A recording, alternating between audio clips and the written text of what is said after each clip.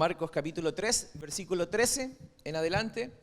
Vamos a leer el verso y después nos vamos a detener un poquito a hacer una breve recapitulación de lo que hemos estado tratando para que podamos comprender un poco lo que vamos a ver en este día. Entonces, dice así la Escritura, ¿está conmigo?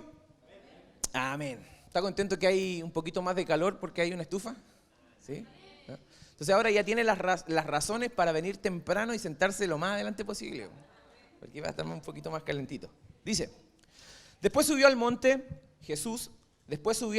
y llamó así a los que él quiso y vinieron a él. Y estableció a 12. Estoy leyendo Reina Valera, por eso la Marlene tenía otra versión, disculpa. Dice, después subió al monte y llamó así a los que él quiso y vinieron a él.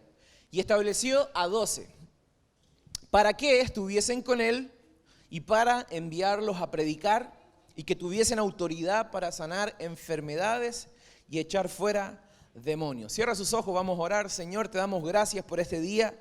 Oramos, Señor, para que tu presencia pueda venir sobre nosotros y puedas traer claridad acerca del llamado que tú estás depositando de forma específica en nuestra congregación local, Señor, en Ancla, y también a cada uno de nosotros de forma particular en nuestras vidas, Señor, que tengamos claro nuestro llamado para que podamos ser efectivos en lo que tú nos pides, Señor. En el nombre de Jesucristo, la iglesia dice, amén, amén. Las últimas semanas hemos estado hablando acerca de esta necesidad de poder entender cuál es el propósito que el Señor nos ha entregado, ¿cierto? Y yo comentaba, iniciando esta serie de mensajes, este ya es el último mensaje que vamos a estar compartiendo con respecto a esto. Yo comenzaba diciendo que hay muchas veces que entre la gente de fe, la gente cristiana, tenemos esta pregunta, ¿cierto? ¿Cuál es mi propósito? ¿A qué Dios me llama? ¿Cuáles son las puertas que tengo que tocar? ¿Cuáles son los caminos por los cuales tengo que andar? Y generalmente tenemos esta pregunta guiada por un corazón sano, porque queremos servir a Dios, porque queremos hacer algo por Él. Entonces nos dimos cuenta de que si tú deseas sumarte a la visión de Dios ya está expresa en las Escrituras. Y yo he repetido mucho esto porque deseo que esto que estamos repitiendo se acerque a tu corazón y haga nido en tu corazón. Y es que el Hijo del Hombre, Jesucristo, vino a buscar y salvar a todo aquel que está perdido. Dígalo conmigo, el Hijo del Hombre vino a buscar y a salvar a todo aquel que está perdido. Esa es la visión. Eso es lo que nosotros tenemos que aprender a soñar junto a Jesús. Porque cuando Él vino a la tierra, Él vino justamente por esa visión, por ese proyecto. Vino a buscar y a salvar a todos aquellos que están perdidos. Y hay veces que, en vez de pedirle a Dios, escucha esto, a veces que nosotros le pedimos a Dios, Dios bendice esto que estoy haciendo, ¿cierto? Y está bien, es una buena oración, es una oración lícita, pero quizás si nosotros dijéramos o miráramos en las Escrituras qué es lo que Dios bendice para vivir en bendición. Porque cuando yo me sumo a lo que Dios ya está bendiciendo, yo ya soy parte de esa bendición. Entonces, no necesito estar constantemente orando, Señor, bendice mi proyecto, Señor, bendice lo que quiero hacer, porque como ya estoy integrado en la labor de Jesucristo, en el sueño de Dios y en el propósito de Dios, ya estoy bendecido. Por eso el apóstol Pablo decía que nosotros ya éramos bendecidos con esta bendición y sabiduría que Él derrama sobre cada uno de nosotros, y nosotros podemos llevar adelante la labor que Él mismo nos encomienda. Entonces, la semana pasada estuvimos hablando acerca de este diagnóstico espiritual cuando Jesucristo examina las multitudes, ¿cierto? Y ve dos síntomas, confusión y desamparo, y los estuvimos profundizando un poco la semana pasada, y tiene que ver con esta cultura o esta sociedad que hoy en día aún sigue confundida, ¿sí? Como que alguien le hubiera golpeado la cabeza. De eso se trata la expresión confusión, cuando tú te golpeas tan fuerte que pierdes el sentido de la ubicación, el sentido del tiempo, e inclusive algunas personas cuando se golpean muy fuerte ni siquiera reconocen a las personas que aman, porque están confundidas y están desamparadas. Y hoy día nosotros vemos estas dos características en la sociedad. Una sociedad que está confundida, no sabe hacia dónde ir, no sabe dónde encontrar su sanidad, y por otro lado está desamparada. No tienen un hogar, no tienen un espacio en donde poder ser honesto con sus luchas, no tienen un espacio en donde poder ser honesto con lo que les pasa. Y es por eso que generalmente yo les digo a los líderes, cuando predican acá, yo les digo, no comentes solamente las características buenas de tu persona, porque cuando uno predica, uno está en una posición de exposición. Pero esa posición de exposición no puede generar idealización de la gente. Porque si no, cuando usted me va a ver a mí, usted va a pensar que yo paso todo el día en el cielo. Y no es así. Yo también, de repente tenemos conflictos familiares, de repente se me pasa la mano en el trato con mis hijos, y así como conversábamos en Conexión Parejas, me he tenido que acercar a ellos y pedirle perdón. Porque cada uno de nosotros está lleno de cosas buenas, pero también tenemos cosas que el Espíritu Santo está trabajando en nosotros. ¿Alguien dígame a eso? No me haga sentir a mí nomás pecador, ¿cierto? Yo les digo, cuando ustedes se suben, ustedes cuenten lo bueno y lo malo. ¿Por qué? Porque de esa forma creamos una cultura de honestidad. La integridad parte desde la honestidad. No podemos pretender ser íntegros sin ser honestos. ¿Sí? Porque la integridad tiene que ver con mostrarme tal como soy, delante de Dios, y permitir que el Espíritu Santo haga los cambios en mi corazón. Y eso es lo que justamente está haciendo Jesucristo con los primeros discípulos. Les está viendo en plena honestidad a cada uno de ellos y aún así los llama. Y los llama para darles un futuro y un propósito. Y el pasaje que nosotros acabamos de leer es el pasaje posterior a esta visión de esta multitud que está desamparada y confundida, y Jesucristo dice que Él siente compasión. Y la semana pasada dijimos que el recurso que Dios levanta no es un súper, mega, ultra discípulo, sino que Él genera un equipo de trabajo, 12 discípulos que iban a ser los encargados de ser sus representantes. Por lo tanto, si Dios llamó a 12 y en 12 halló esperanza para las naciones, qué bueno saber que nosotros somos un poquito más de 12, por lo tanto Dios sigue mirándonos como la esperanza para llevar una palabra a un mundo que está perdido. Alguien diga amén a eso. ¿Se suma? Entonces, la misión de Ancla, lo hemos compartido en otras ocasiones, pero es bueno revisarla. La misión de Ancla es formar discípulos que amen a Dios y sirvan a las personas. Simple, formar discípulos que amen a Dios y sirvan a las personas. ¿Dónde las servimos? En diferentes lugares, desde tu lugar de trabajo, desde el lugar en donde tú vives. No tienes que esperar una actividad de la iglesia para servir, sino que tienes que entender que el llamado de tu vida es servir. Por lo tanto, donde tú te encuentras, puedes hacerlo. Y Jesucristo viene a la tierra, y ya entrando de lleno en el mensaje que vamos a compartir hoy, viene a la tierra con un triple propósito. El primer propósito era revelar el carácter del Padre. Él quería mostrar cómo era el Padre. Y Jesucristo, cuando se acercaba y sanaba a la gente, era el Padre fluyendo a través de Jesús. Y cuando Jesucristo libertaba personas que estaban oprimidas, era el Padre fluyendo en amor a través de Jesucristo. Lo segundo que Jesucristo viene a hacer es entregar su vida en la cruz para rescatarnos. Y eso es lo que nosotros conocemos bien, ¿cierto? Él va a la cruz con la finalidad de traer redención. Lo que yo debía pagar en esa cruz, Jesucristo lo hace por mí. Él sube y Él paga el precio que yo debía pagar para recibirme en casa y hacerme su hijo. Alguien dígame eso. Eso es bueno, eso es una buena noticia. Pero el tercer motivo o el tercer propósito era justamente este: formar un grupo de discípulos quienes iban a ser sus representantes y quienes iban a tener la responsabilidad y el privilegio de traer el cielo a la tierra.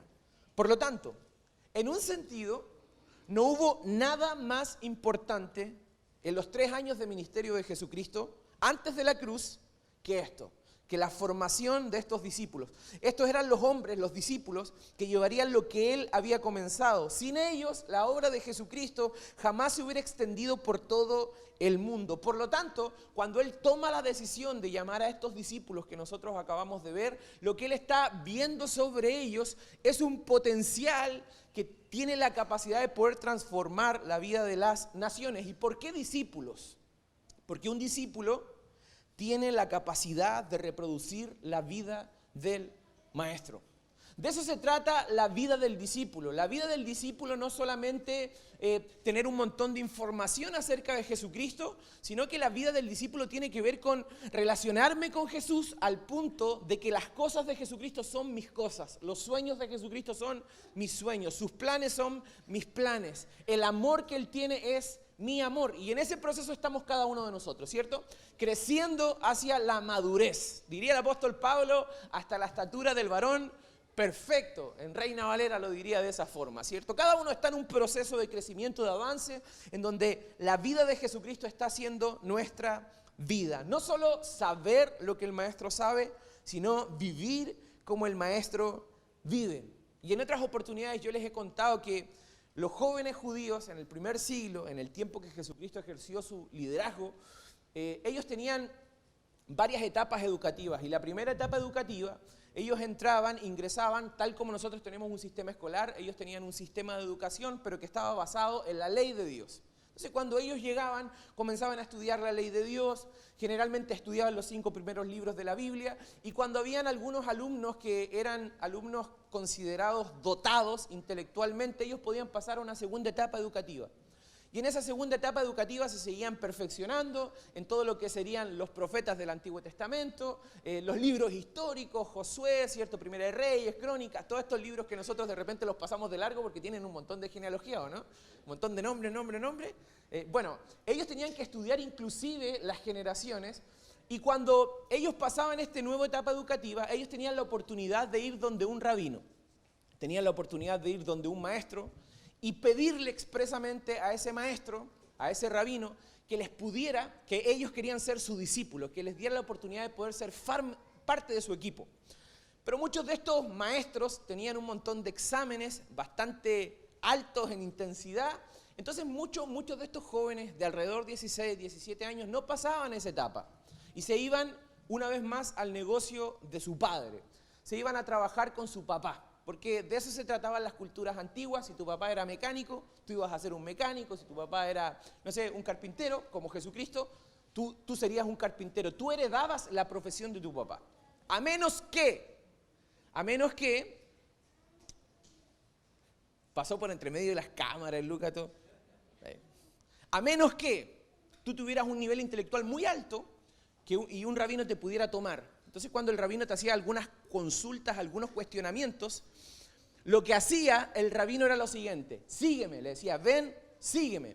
Y esa palabra, ven, sígueme, tiene que ver con el entendimiento de este maestro, que este joven discípulo tiene el potencial para hacer lo que el maestro hace.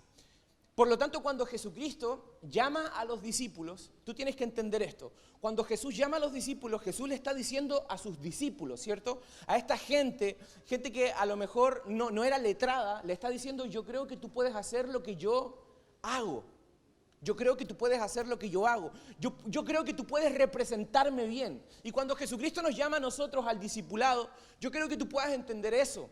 Que lo que Jesucristo está diciendo sobre tu vida es lo siguiente: yo creo que tú puedes vivir la vida que yo viví.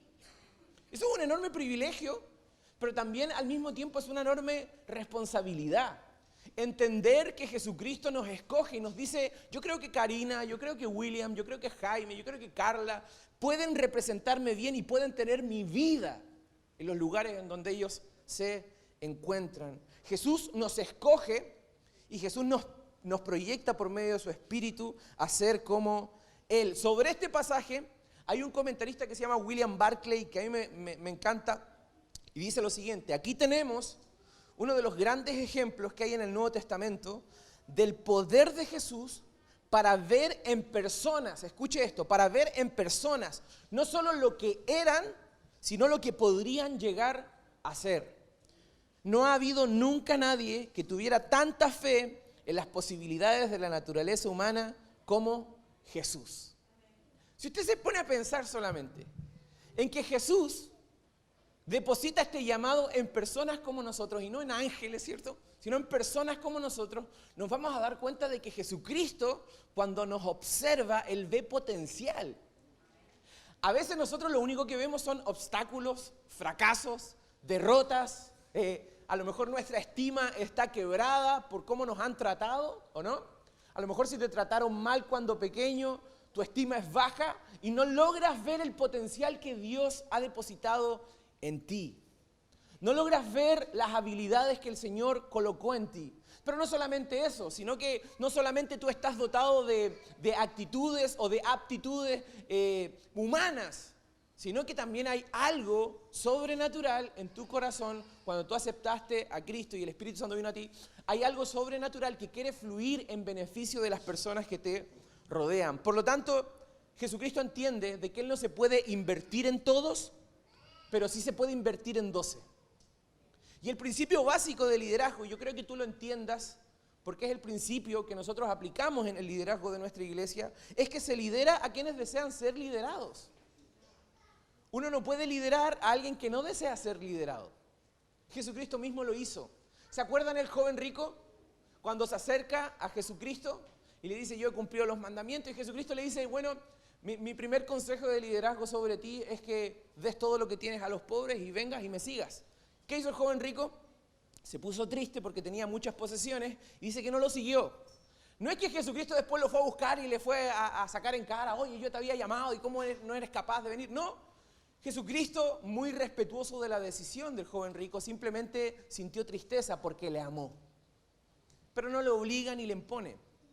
Porque cada uno de los que sigue a Jesucristo tiene que tener un anhelo en el corazón de ser liderados por Él. Y es interesante que Jesús usó su influencia sobre un grupo pequeño de personas para que este grupo pequeño de personas tuviera un impacto mundial. Y el primer grupo de discípulos recibió toda la influencia del líder más influyente del planeta, Jesús. Jesús comenzó con 12 y de esos 12 millones de personas han sido afectadas.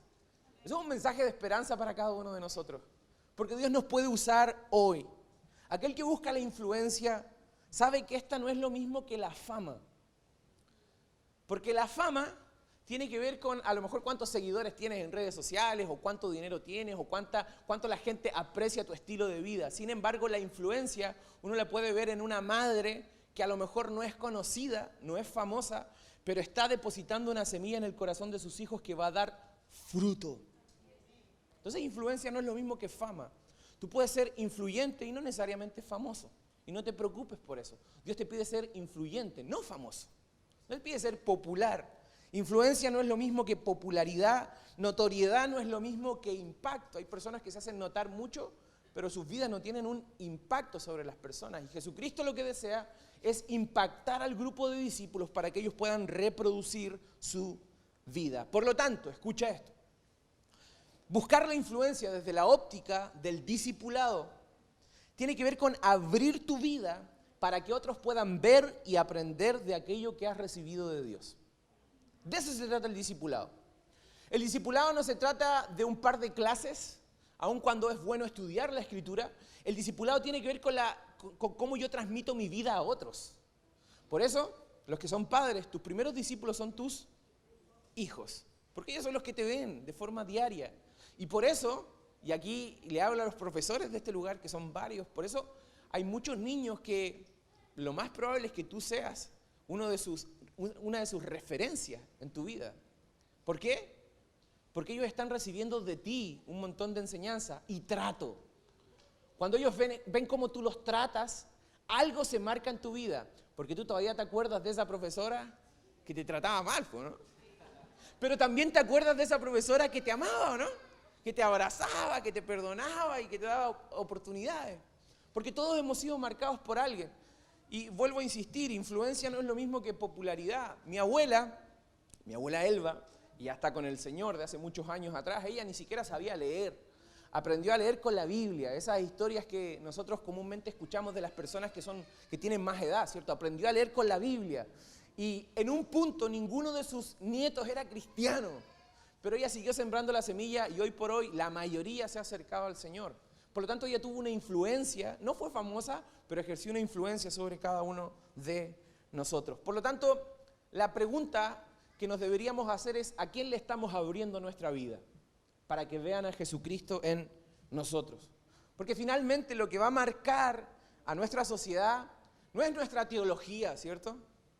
No es cuánto sepamos y manejemos del griego y del hebreo y del arameo y de todas esas cosas que son difíciles de estudiar también.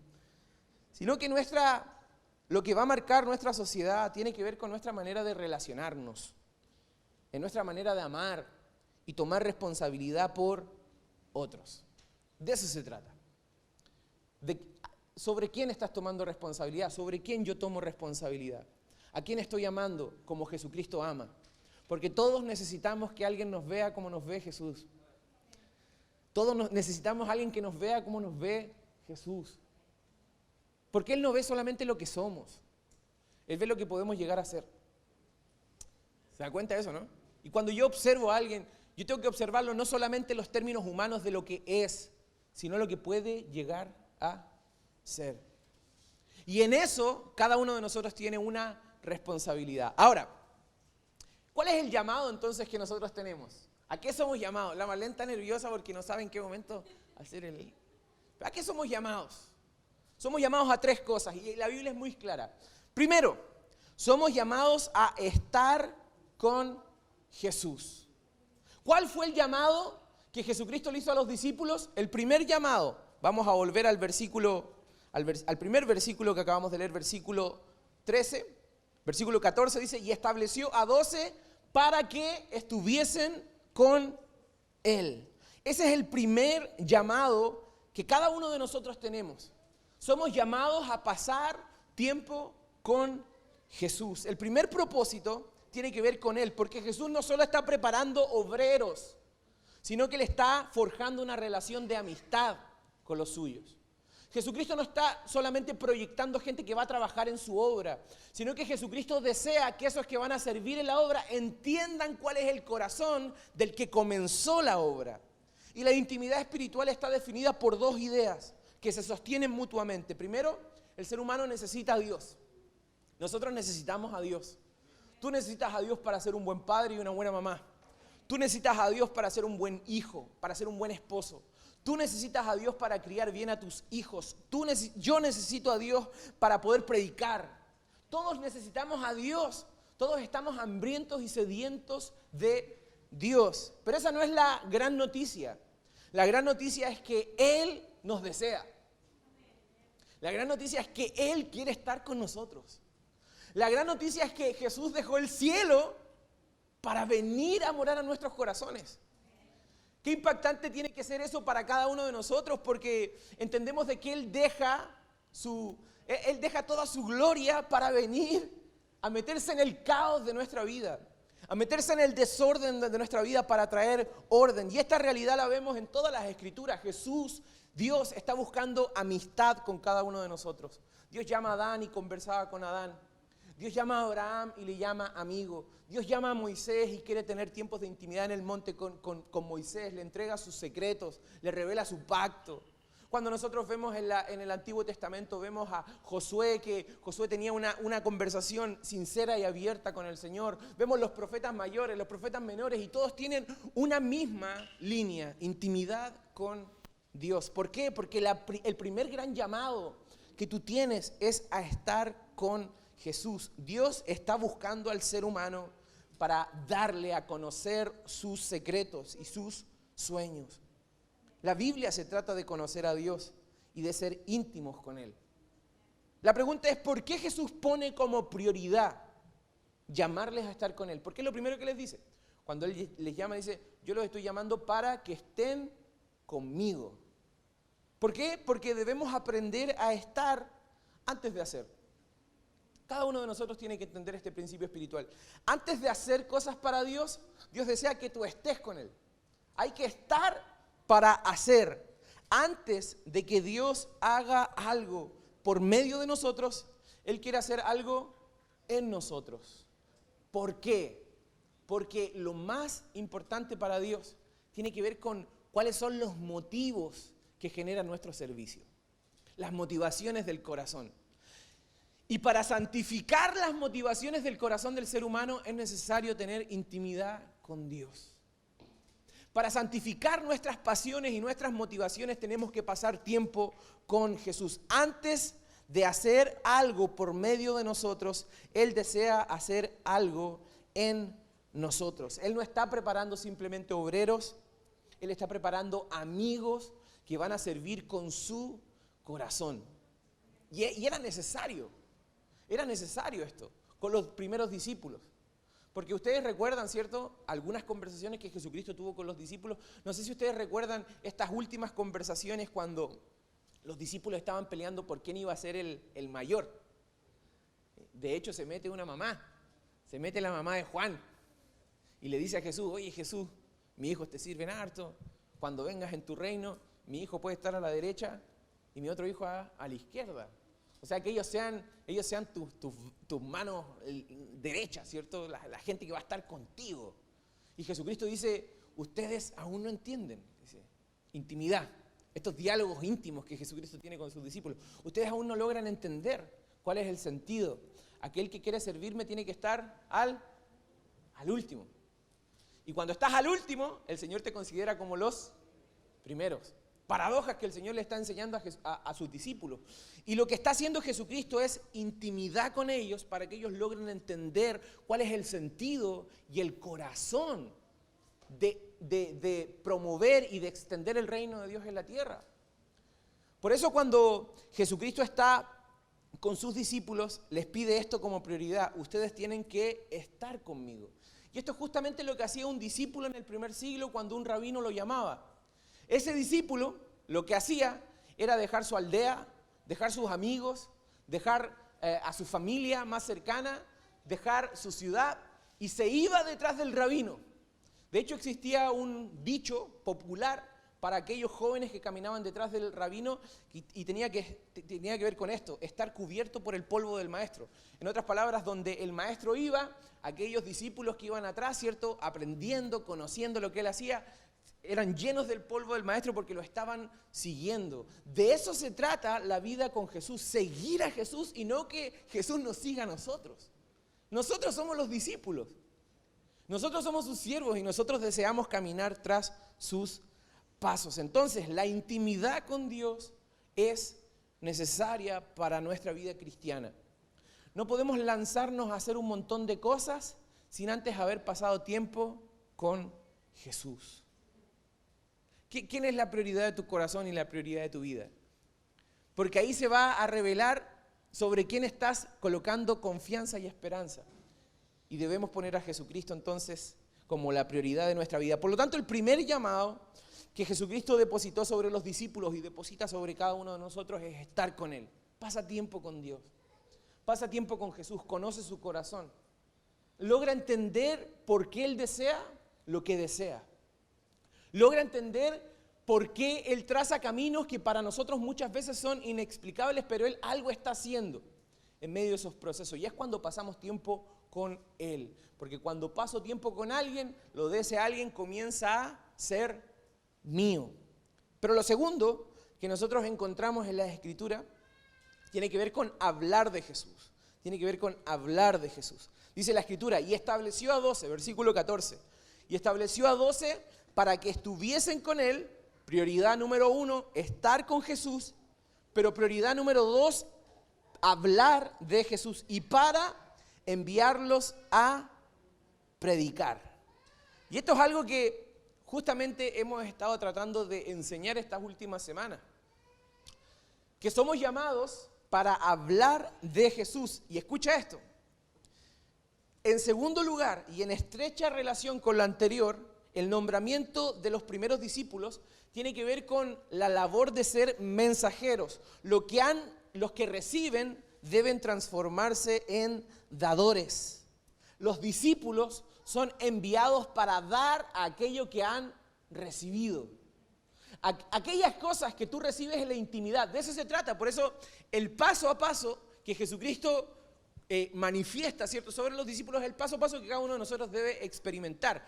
Paso tiempo con Jesucristo, recibo los secretos de Jesucristo, entiendo los sueños de Jesucristo, y eso me entusiasma tanto, alegra tanto mi corazón, que es imposible que yo pueda contener esa historia que he recibido de Jesucristo para compartirla con otros. No lo puedo contener. Por eso el apóstol Pedro diría en uno de los primeros mensajes: no podemos dejar de decir lo que hemos visto y lo que hemos oído. En otras palabras, cuando estamos con Jesucristo, queremos contar lo que Él nos dijo.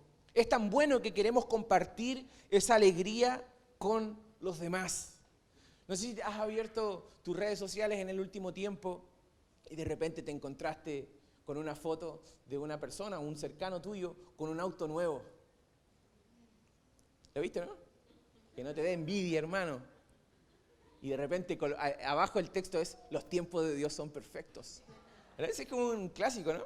O cuando alguien sale de vacaciones también: los tiempos de Dios son perfectos.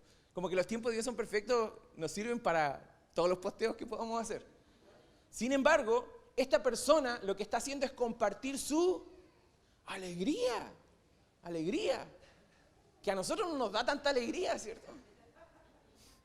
Pero él está compartiendo su alegría tengo una casa, tengo una familia, nació mi hijo, están compartiendo su historia. Por lo tanto, cuando alguien comparte ese tipo de historias, o cuando alguien comparte ese tipo de felicidad, ¿cuánto más compartir lo que hemos recibido en el secreto con Dios? ¿Cuánto más compartir aquellos tesoros que el Señor nos ha dado? Cuando tú eres papá y algo te ha resultado bien con tus hijos, lo que más deberías querer es compartirle a otro papá, porque a lo mejor le puede servir. Lo que tú has aprendido en el secreto tienes que aprender a hablarlo en público. Jesús es nuestra mayor victoria. Si lo pudiéramos poner en términos, con los mismos términos que estamos hablando, ¿cierto? De felicidad expuesta, sería nuestra mayor adquisición. La mejor decisión de nuestra vida ha sido seguirle. ¿Cuánto más deberíamos contentarnos con lo que el Señor trae sobre cada uno de nosotros? Por lo tanto, no puedes silenciar tu historia con Jesús. Cuando tú estás con Él, y aquí viene el tirón de oreja del cielo para cada uno de nosotros. A veces nosotros nos hablamos de Él. A veces nosotros guardamos silencio. Y la razón por la que muchas veces no hablamos de Él es porque no estamos con Él en la intimidad. Porque la consecuencia natural es estar con Él, la consecuencia natural va a ser hablar de Él. Lo que Él me dijo en la intimidad, yo lo cuento en público. En otras palabras, a veces no hablamos de Él porque no hemos estado tan cerca de Él. Cuando estamos lejos de Dios, claro, se nos hace muy dificultoso hablar a los demás de Él. Por eso Jesucristo dice, lo primero que yo deseo hacer contigo es que tú estés conmigo. Porque de esa forma vas a poder ser efectivo cuando le hables a otros. Tus palabras constantemente están predicando el Evangelio. Proverbios 12:18 dice lo siguiente. Hay gente cuyas palabras son puñaladas, pero la lengua de los sabios sana las heridas. Hay gente cuyas palabras son puñaladas, pero la lengua de los sabios sana las heridas. ¿Con qué vamos a sanar heridas? Sino con el mensaje de Jesús. ¿Cómo podemos sanar las heridas de las personas? Que la gente lea nuestra historia, que la gente vea lo que Jesús ha hecho con cada uno de nosotros para que ellos también puedan recibir sanidad. Algunas personas podrán ver en ti el mensaje de Jesús. Por lo tanto, tus palabras no pueden ser puñaladas, ¿cierto? Tus palabras no pueden ser golpes. Tus palabras tienen que ser usadas con sabiduría para sanar heridas. Alguien dígame en eso. Esa es la oración que estamos haciendo por la iglesia. Que cada uno de nosotros pueda tener palabras que sanen heridas. Y cuando no tengamos nada bueno que decir acerca de alguien, mejor quedémonos callados. Mejor guardemos silencio. Cuando no tenemos nada bueno que decir de nuestra vida, quizás en un día que nos despertamos mal, mejor guardemos silencio, porque nuestras palabras tienen que aprender a ser usadas para dar sanidad, para sanar las heridas de las personas. Y lo tercero tiene que ver con mostrar el poder de Jesús. Hay 3 llamados acá. Un discípulo es llamado para estar con Jesús. Un discípulo es llamado para predicar de Jesús, para hablar de Jesús. Y un discípulo es llamado para mostrar el poder de Jesús. Eso es lo que dice la Escritura. Dice la Escritura, y estableció a 12 para que estuviesen con Él. Prioridad número 1, estar con Jesús. Prioridad número 2, hablar de Jesús. Prioridad número 3, manifestar el poder de Jesús. Dice, y que tuviesen autoridad, la iglesia, ¿cierto? Y que tuviesen autoridad para sanar enfermedades y para echar fuera demonios. Y aquí cada uno de nosotros hace un tiritón, ¿cierto? Yo no me quiero encontrar con eso. Pero en tu vida cristiana, en la vida de discípulo del Señor, el Señor te va a colocar en contextos en donde van a haber personas que están oprimidas. Y quizás eres tú la persona que va a orar por ellas y esas personas van a experimentar la libertad de Dios. Pasa que muchas veces nosotros nos vamos al otro extremo y comenzamos a ver el diablo en todo, ¿cierto? Te levantaste tarde un día y el diablo me hizo levantar tarde, ¿cierto? Y no, eres tú que no quisiste despertar temprano. Empezaste a colocar el celular y a apagar la alarma y repetía. ¿Sí? No era el diablo, era tu carne. Pero sí hay actividad demoníaca. Sí hay momentos en donde el enemigo quiere traer confusión a las personas. Sin embargo, cuando estamos con Jesús y hablamos de Jesús, queremos mostrar las obras de Jesús. Las obras de poder de Jesucristo. Porque aún sin merecer esas obras de poder, nosotros las recibimos. Aún sin nosotros ser capaces de hacer todo lo que Dios nos manda, el Señor nos ha dado gracia para salir adelante. Su amor nos empuja para expresar la realidad del cielo aquí en la tierra. Y Él nos entrega su autoridad y Él nos entrega su presencia. ¿Sabes que hay distintos tipos de autoridad, cierto? Hay autoridad que se gana por tu vida, por tu ejemplo, por tu moral, por tu manera, ¿cierto? Pero esta no es la autoridad de la que Dios está hablando acá. Esa autoridad es buena porque tú tienes que ejemplificar la vida de Dios. Sin embargo, la autoridad de la cual se nos habla acá es esa autoridad que se delega. En otras palabras, Jesucristo no está diciéndole a Pedro, Pedro, porque tú eres demasiado bueno y oras mucho, yo te voy a dar esta autoridad, te voy a delegar esta función. No, Jesucristo está diciendo, por misericordia de la gente y por compasión de la gente, voy a asignar esta autoridad y voy a delegar esta autoridad en la iglesia para que la iglesia pueda sanar a las personas que están heridas. Por lo tanto, Jesucristo no solamente te dice tú tienes que ejemplificar la vida, sino que también te dice, y para ejemplificar esa vida, yo voy a delegar sobre ti autoridad y esa autoridad va a fluir a pesar de cualquier situación que estés viviendo. Porque a mí me ha pasado, y a ti te ha pasado también seguramente, que algún familiar de tu casa, cercano, a lo mejor está pasando un tiempo de enfermedad, y tú has orado por ese familiar y ese familiar sigue enfermo y de repente te tocó orar por otra persona en otro lugar, en otro contexto y esa persona recibió sanidad. Entonces la autoridad que Dios delega sobre ti es una autoridad que tiene que ver con lo soberano, ¿cierto? Tiene que ver con una idea de Él. Y esa idea de Él puede fluir en diferentes direcciones y con diferentes personas. Y a lo mejor las personas que están a tu alrededor están esperando que tú manifiestes eso que el Señor te ha entregado, ese poder que el Señor ha depositado en cada uno de nosotros. Cuando Jesús nos envía, también nos entrega su autoridad. Es decir, no solamente hay un tema de condiciones naturales en cada uno de nosotros, que sí las hay, y qué bueno que las haya, ¿cierto? Pero también, aparte de esas condiciones naturales, hay una entrega de autoridad divina. Y tú tienes que entenderlo, porque cuando tú ingresas a un lugar, tú no ingresas solo. Ingresa el poder de Dios contigo. Y ese poder te va a capacitar para hacer las cosas que el Señor te está pidiendo que tú hagas. Por eso el apóstol Pablo, en 1 Corintios capítulo 2, versículo 4, diría lo siguiente: y mi mensaje y mi predicación fueron muy sencillos. Con el apóstol Pablo. Dijo, no coloqué un montón de información y conocimiento sobre las personas que me escuchaban. Simplemente fue una predicación sencilla.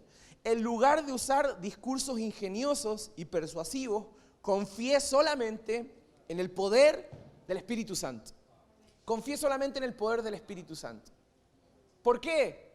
Porque el apóstol Pablo estaba convencido de que ese poder es la manifestación del cielo para que la gente se vuelva al Señor. Por lo tanto, somos enviados a una batalla que ya fue ganada.